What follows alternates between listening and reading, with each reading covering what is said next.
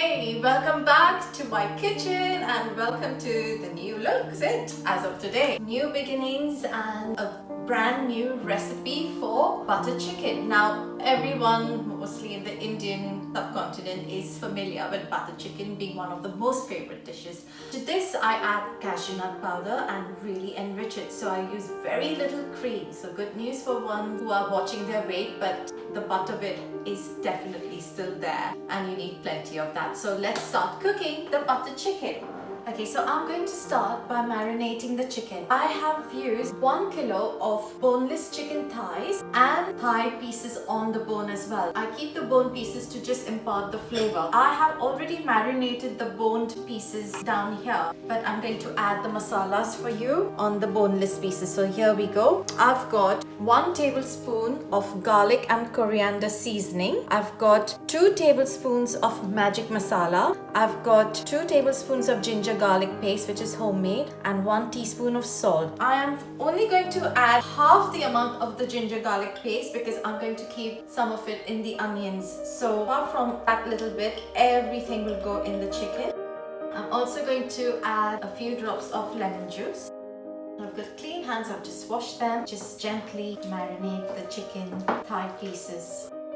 So I must just point out the fact that if you don't have magic masala, it's fine. Welcome to use just 1 tablespoon of chili powder just to marinate the chicken, and that's only to really give it flavor. Now in my non-stick pan, I've got around 6 tablespoons of oil, and you might think it's a lot, but it's not because there's a lot of chicken to pan fry. And I've got around 6 tablespoons of butter here, after which I'm going to use only half of it just for the chicken. The rest is for the makhani gravy. First, going to take my pieces with the bone, and these are big gigantic pieces and they will take time to cook.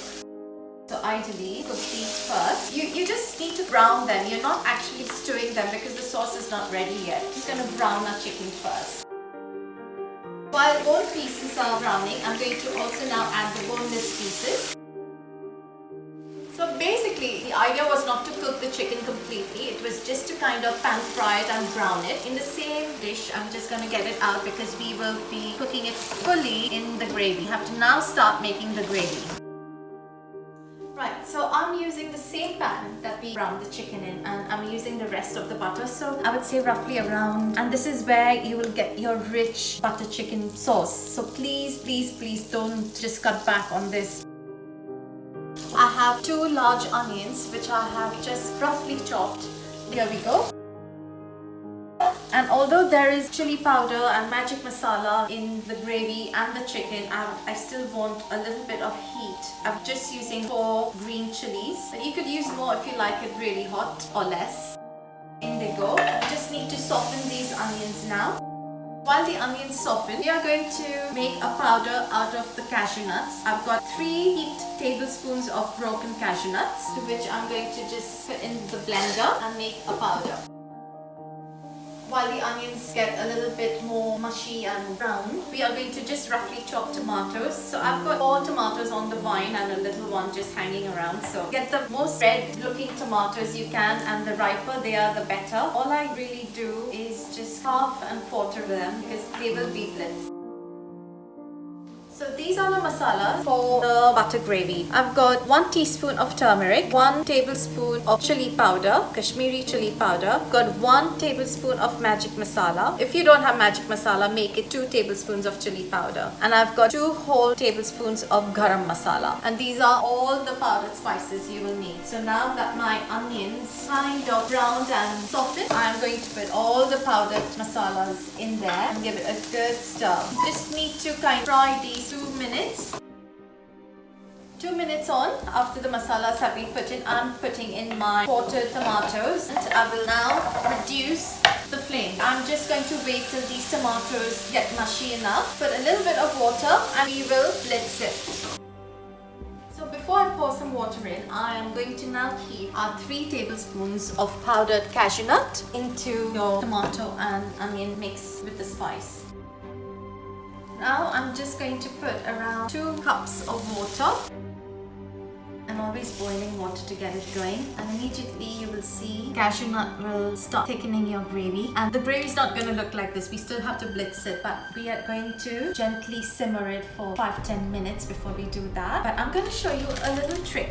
We've had different kinds of butter chicken wherever we go, and some are really good and some are not so great. But one thing that will really add so much tandoori flavor to your butter chicken is chop, and I'm going to show you a trick. A lot of you are probably already aware of it, and I've been doing this for the last few dishes. In fact, I even did it for my biryani and it turned out amazing. I'm going to put this little charcoal onto the hob, and this will take around 4 to 5 minutes, so I'm going to get it going. You just rest it on the fire like this, and yes, it will create a little bit of mess around your hob, which you can clean up quite easily. One thing I should have done when the onions were frying, I should have fried it with a little bit of the ginger garlic paste. It's not too late, I can just add it in right now. To add 1 teaspoon of salt, and I'm adding 1 teaspoon to start with. The chicken has already been seasoned, and we'll taste it right at the end. I'm going to now blitz the gravy.